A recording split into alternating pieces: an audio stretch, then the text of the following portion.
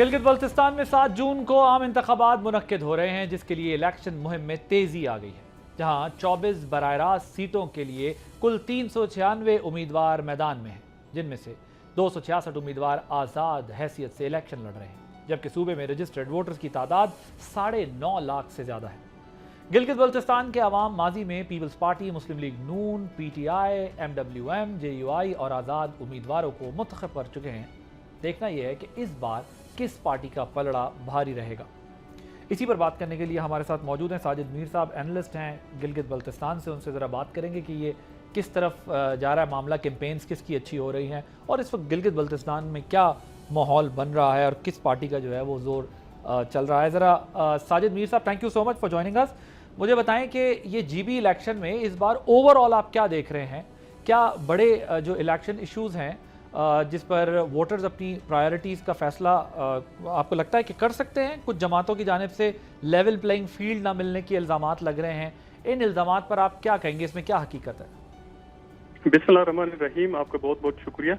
मैं थोड़ा सा आपको 2020 इलेक्शन को कोट करना ज़रूरी है, क्योंकि 2020 इलेक्शन में वफाक में भी PTI की हुकूमत थी और यहाँ पे भी जो सरकारी मशीनरी थी वो पूरी PTI को सपोर्ट करने के हवाले से इस्तेमाल हो रही थी। तब जो उमूर कश्मीर के वजीर थे गंडापुर साहब थे और गवर्नर हाउस पे भी अमलन उनका कब्जा था और जितनी भी सरकारी मशीनरी है वो इस्तेमाल कर रहे थे। उसके बावजूद भी PTI मैक्सिमम 9 सीट्स सिक्योर कर पाई 2020 में और 5 आज़ाद उम्मीदवार बाद में शामिल हुए, जिसमें जावेद मनवर साहब, राजा नासिर अली खान साहब, वजीर सलीम साहब, हाजी शाहबेग साहब, इस तरह के उम्मीदवार थे जिनको मिला के PTI ने अपनी हुकूमत बनाई। तो मैं समझता हूं कि अभी सिर्फ PTI कंप्लेन कर रही है कि उसके साथ उसको लेवल प्लेइंग फील्ड नहीं मिल रही है और जमातें भी कर रही हैं? जी, इस हवाले से PTI के अलावा जो MWM है, क्योंकि PTI और MWM कोalition पार्टनर्स भी हैं, तो उनकी तरफ से भी कुछ ये शिकायत या जो सोशल मीडिया या उसमें आप देख रहे हैं। बाकी जितनी भी जमातें हैं जिसमें पाकिस्तान मुस्लिम लीग नून है, पाकिस्तान पीपल पार्टी है, इस्तेहकाम पाकिस्तान है, ITP है, इस्लामी तहरीक है, ये कंप्लेन नहीं करी है, बल्कि अपने अपने हलकों में जो अपनी कैंपेन जारी रखा हुआ है और जितने भी जो मेंबर्स हैं, इनके जो लीडर्स हैं। तो आप अब ये कह रहे हैं कि 2020 में जब PTI की गवर्नमेंट थी तो गंडापुर साहब मेरा ख्याल है वजीर थे, उसके फेडरल मिनिस्टर थे गिलगित और AJK, हाँ AJK के वजीर थे, तो वो आप कह रहे हैं वो आगे बैठ गए थे और गवर्नर हाउस पे बराजमान थे और वो सारा इलेक्शन मैनेज कर रहे थे? जी बिल्कुल। उसके बावजूद भी इन्होंने 8 से 9 सीटें जीती थी। क्लियर मेजॉरिटी तब भी नहीं थी, बाद में आज़ाद उम्मीदवार उसमें PTI में शामिल हो गए थे। तो अब ये जो तासुर इनकी तरफ से दिया जा रहा है कि यहाँ पे लेवल प्लेइंग फील्ड नहीं है, तो इसकी मैं कुछ आपको मिसालें देता हूँ। यहाँ पे जो सबसे बड़ा हल्का जो PTI के हवाले से वो खालिद खुर्शीद साहब का अपना हल्का है, जो साबिक चीफ मिनिस्टर भी रहे हैं। वहाँ से उनकी वालिदा साहिबा लड़ रही हैं। इस वक्त भी खालिद खुर्शीद साहब की जो भाई और बेगर फैमिली के लोग हैं वो हल्के में कंपेन कर रहे हैं और बिल्कुल आज़ादाना तौर पे कंपेन कर रहे हैं और कहीं से उनकी शिकायत कम से कम मीडिया की हद तक हमें मौसूल नहीं हुई, ना ही सोशल मीडिया में इस तरह की कोई शिकायत मौसूल हुई। और अगर गिलगित हल्के की मैं बात करूं तो यहाँ पे हल्का नंबर 3 है, सैयद सुहेल शाह साहब हैं, जो पहले भी PTI में थे, जाफर शाह साहब के बेटे हैं, अब भी वो PTI में हैं, अपनी इलेक्शन कंपेन कर रहे हैं। उनकी तरफ से भी कोई इस तरह की शिकायत मौसूल नहीं हुई है।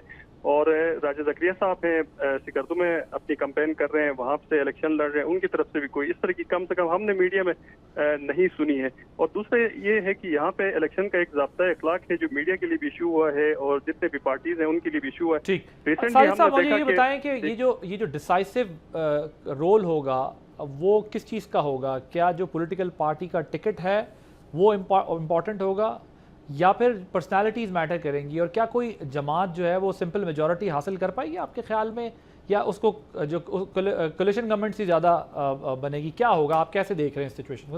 It's quite early to ask you, लेकिन आपकी क्या असेसमेंट है? जी, एक तो गिलगित बल्तिस्तान में जो वोटर्स की तादाद है, आपने इंट्रो में बताया कि 9 lakh something total vote cast होने हैं। यहाँ पे पार्टियों की जो मकबूलियत जिसको हम कहते हैं या वेव कहते हैं, इतनी ज़्यादा नहीं होती। यहाँ पे शख्सी वोट ज़्यादा होता है। यहाँ पे इलेक्टेबल ज़्यादा मैटर करते हैं, चाहे वो 2009 के इलेक्शन हो, 2015 के इलेक्शन हो, 20 के हो या अभी 2026 में होने वाले।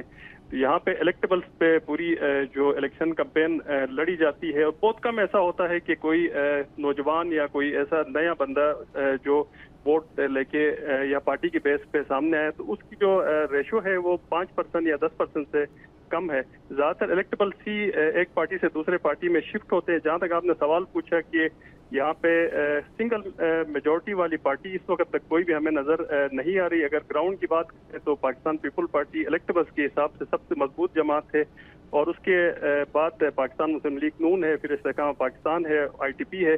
کیونکہ پی ٹی آئی اپنے نشان سے الیکشن نہیں لڑ رہی ہے. نشان سے الیکشن کیوں نہیں لڑ رہی ہے یہ پوری دنیا کو پتہ ہے. ان کا جو انتخابات انہوں نے اپنے وہ اس پہ نہیں کروائے تھے, تو اس حساب سے ایز اے پارٹی نہیں لڑ رہی ہے, آزادانہ طور پہ لڑ رہی ہے. تو میں سمجھتا ہوں کہ جو کلیمز ہیں یا جو این او سی کے حوالے سے جو چیزیں کلیم کر رہے ہیں وہ درست نہیں ہے. پرائم منسٹر آف پاکستان پچھلے دنوں گلگت بلتستان کے وزٹ پہ آئے تو انہوں نے بھی پراپر پہلے الیکشن کمیشن سے این او سی دی تھی. اب اگر جو گوہر صاحب آئے ہیں, بیرسٹر گوہر صاحب آئے, ان کو تو کسی نے نہیں روکا ہے.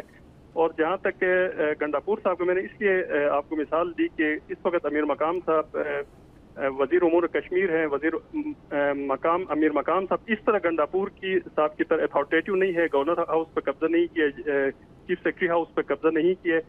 لیول پلینگ فیلڈ یہاں پہ موجود ہے. کچھ شکایات ضرور ہو سکتی ہیں, وہ ہر الیکشن میں مختلف پارٹیز اور انڈیویجولز کی طرف سے ہوتی ہے. Okay right. سبسکرائب کریں اور بیل دبائیں تاکہ کوئی خبر رہ نہ جائے.